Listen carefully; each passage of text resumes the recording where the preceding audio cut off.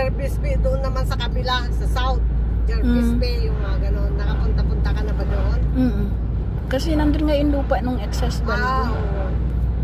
Parati kami doon nung araw sa Aladala. Ula-dula nga. Maganda rin doon sa Ula-dula. Yung Yan ang sinasabi ni mahal yung area na yun kasi Giga.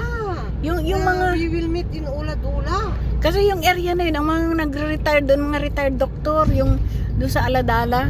Oo. Yan. Yung sinasabi ni Kid. Bangkasya Group. Parang ano yan yung mga bahay-bahay. Oo. Puro na mga ano.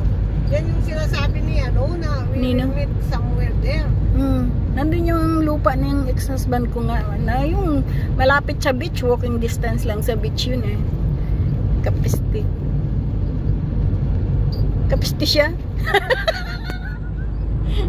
Mormo Culture Center. 80 km per hour. Pero Ilan? hindi na rin din umano